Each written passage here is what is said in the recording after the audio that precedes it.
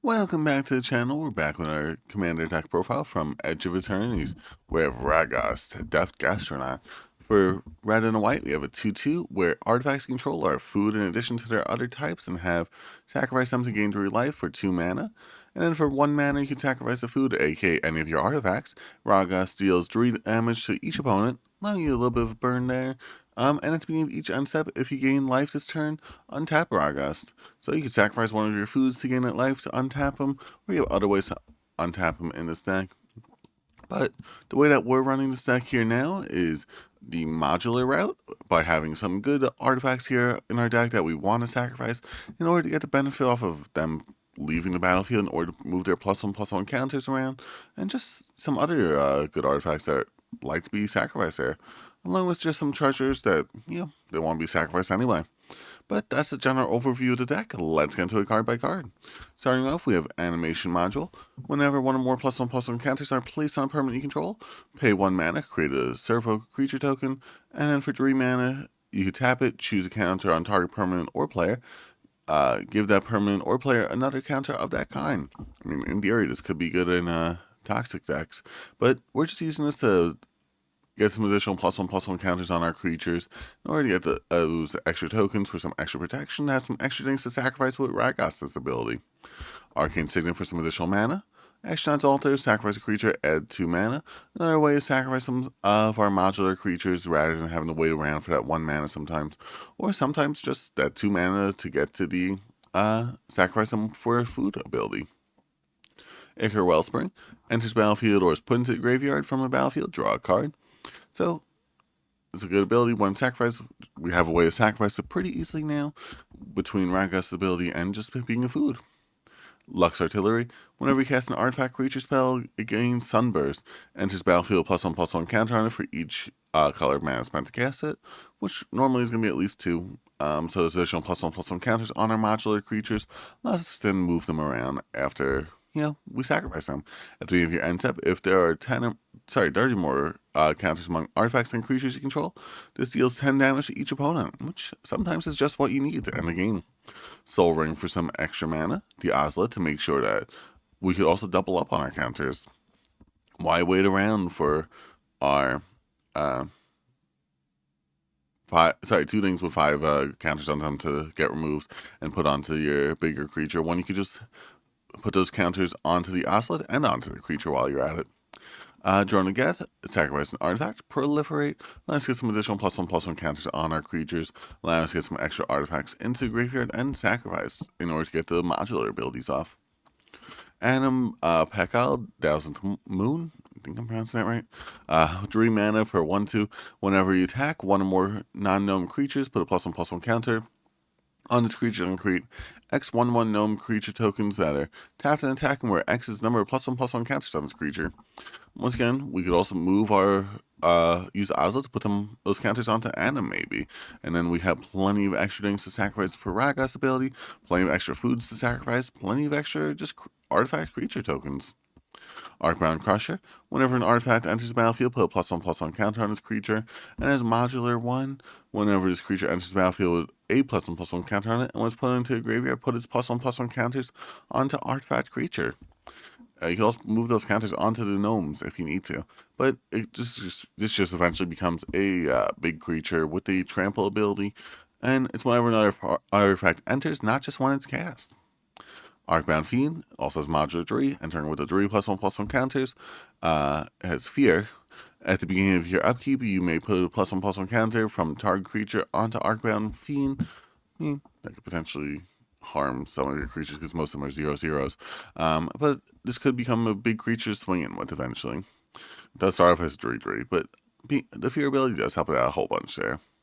Arcbound Hydra, Haste, Modular 2, 2/2 for 4 with Haste, but the modular ability is really what we care about with this deck, allowing us to move those counters around, eventually having it be an even bigger creature.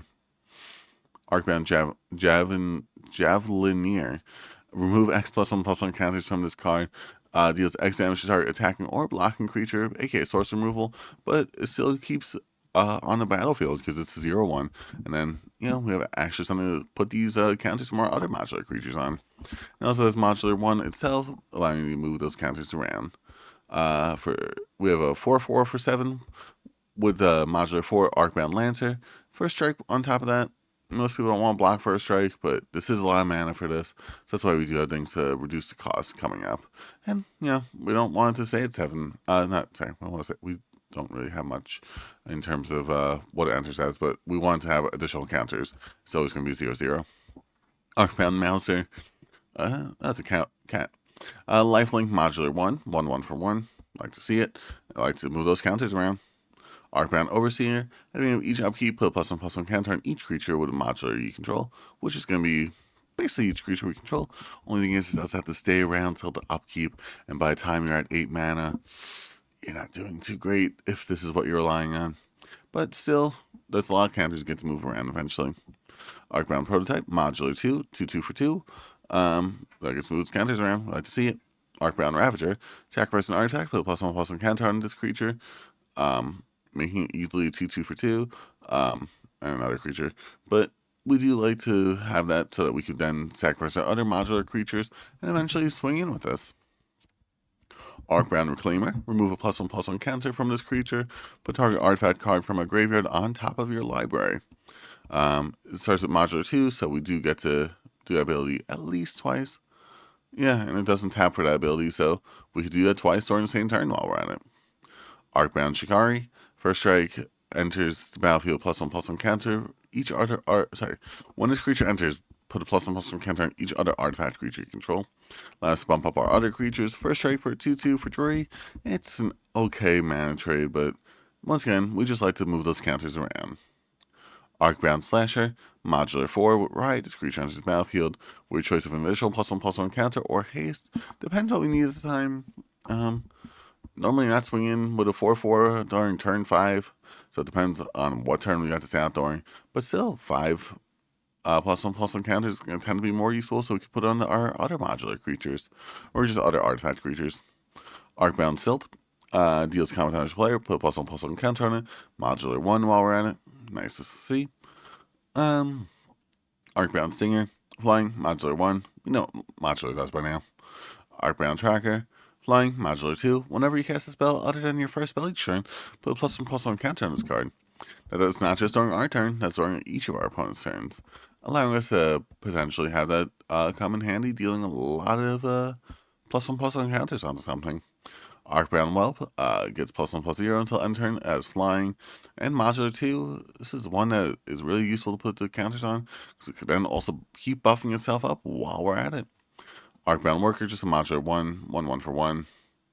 Esper Sentinel, a really good creature to put those +1/+1 counters on, because rather than saying, do you pay to 1 for this, you could say, do you pay to 20? So it can rarely happen, but when it does, it is funny. Fell down the third path, create a token that's a copy of our creature in your graveyard. Except it's an artifact edition, puts other types, sacrifice at the beginning next end step. It also has haste, so if we have something to sacrifice our modular creatures, and we just have, like, I don't know, something like really big with trample, could come in handy there. Foundry Inspector for some cost reduction because we need it in this deck. Oops, sorry, just dropped my water bottle. Goblin Engineer to get our best artifacts out of the deck into the graveyard and then out of the graveyard from as long as it's mana value drew or less. Goblin Welder. Another way, get our artifacts out of the graveyard, basically cycle drew our modular creatures into our other modular creatures. Darius Familiar for some cost reduction. Low Shield, Clockwork Scholar. Whenever one or more artifact enters the battlefield under your control, draw a card. It happens once each turn, but it's fine. And prevent all combat damage dealt to attacking artifact creatures you control. So, I mean, it actually allows us to swing in with our artifacts. Mirror Retriever. Return an artifact from your graveyard to your hand. A little bit of recursion is nice. And also, I mean, in theory, you could have a 2020 Mirror Retriever.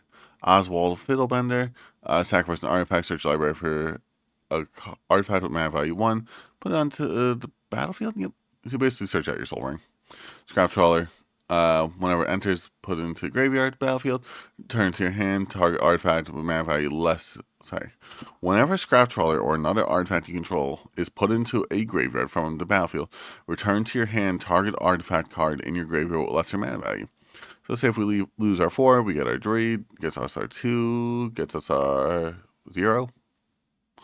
It could come in handy there.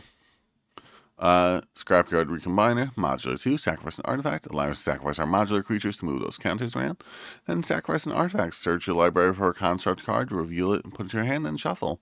There's some good constructs in this deck. Solemn Simulacrum. We could have a really big Solemn Simulacrum for moving those modular counters around, but no, we're just looking for those additional lands, so we don't have to wait till turn 8 for our 8/8s. Steel Overseer for some additional +1/+1 counters on each of our creatures to move those around eventually. Tashar's Ancestor's Apostle, whenever you cast a storage spell, aka all of our creatures, except this actually, return target creature with mana value 3 or less from your graveyard to the battlefield, allowing us to get one of our modular creatures back, allowing us to then sacrifice it again for its benefit. Walking Ballista, enters the battlefield, X+1/+1 counters on it. You could pay some mana to put some additional counters on it, but we're gonna wait till we could get enough modular creatures on this card that we could, sacrifice with Ragost and then, remove those counters from it in order to deal damage to any target. I mean, in theory, you could run Heliod for the infinite combo in this deck, or the new one that came from the Final Fantasy set. We're just not doing that. Zabaz, Glimmer Wasp. If a modular ability would happen, put that many +1/+1 counters +1 instead. You can also destroy target artifact we control, but it costs mana. It also gains flying till end turn as modular 1 itself, but it could just help us benefit off of all these modular abilities that we have in this deck, which is quite a bit, being 34 creatures in the deck. Smothering Tide, another way to have some additional artifacts on the board, have that additional mana while we're at it. I mean, in theory, those treasures are also food, so could come in handy there as well. Together Forever, enters battlefield, support 2 +1/+1 counter on up to 2 target creatures, allowing us to then move those around later, and choose target creature with counter on it. When that creature dies its turn, return that card to its owner's hand, allowing us to recur some of our modular creatures. For 1 second. There we go. Blacksmith Skill. For our instance, target permanent gains hexproof indestructible. We want to make sure that our commander could stick around. We also want to make sure that some of our creatures that we put all those +1/+1 counters on, if they didn't have modular, we want them to stay on the battlefield before they can get removed. Boros Charm. 4 damage to target player Planeswalker, permanently control gains indestructible, or target creature gains double strike. When we get all those +1/+1 counters on a creature, we want to be able to have it swing in for game. Chaos War for some removal, Dispatch for some removal, because we're going to have at least 3 artifacts on the board, tell you that much. Enlightened Tutor, may as well get our best artifact out of our deck and onto the battlefield. No, onto the top of our deck. Nope. Well, it's close enough. Generous Gift for some removal, Path to Exile for some removal, Restoration Magic for some more protection for our creatures, so that we can make them get removed on our terms, and also board wipe is quite bad for us because we don't have anything to put those +1/+1 counters on, and we just spent 8 mana getting a 4/4. Stroke of Midnight for some removal, Sword Splashes for some removal, Unbounded Potential, put +1/+1 counter on each target creature you control, or Proliferate. Proliferating is nice in the deck, allows us additional +1/+1 counters. Unbreakable Formation, gains indestructible to end the turn, allowing us to avoid those board wipes. Like Blacksmith's Act, which is our own board wipe, or Brilliant Restoration to bring all of our artifacts back from the graveyard and onto the battlefield. Damning Verdict, all of our creatures are going to have those +1/+1 counters on them, so let's destroy everything else. Ishgard the Holy Sea, in order to recur some of our own artifacts. Organic Extinction, destroy all non-artifact creatures. That's most of our opponent's stuff and almost none of ours. Reckless Handling, search your library for an artifact card, put it into your hand, shuffle, discard a card at random. If an artifact card was discarded this way, deal 2 damage to each opponent. I mean, sometimes that's the final damage that you need to deal to your opponent. Scrap Mastery, each player exiles all artifact cards from their graveyard and sacrifices all artifacts they control, then puts all cards that they exiled this way onto the battlefield. Let's get around indestructible. Gets us around the 1 ring, actually. But yeah, super fun ability there. Just gets everything back from our graveyard to the battlefield. Trash for Treasure, sacrifice an artifact, allow us to move those modular counters around, and then return target artifact card from your graveyard to the battlefield. We like to see it. Wait to pass, return all artifacts from your graveyard to the battlefield. They also gain haste, allowing you to actually, swing in for some damage. But that's the deck there. As always, I'll just scroll through the lands. If you guys like the deck, make sure you like the video. If you guys have your comments on how you'd run the deck, which I'm sure there are definitely better ways to run the deck, leave it down there in the comment section. And Make sure you subscribe if you want to see more like this. We're going to be trying to cover all the Edge of Eternities commanders, because I'm guessing there's going to be less than 162 like last time. Have a great rest of the day.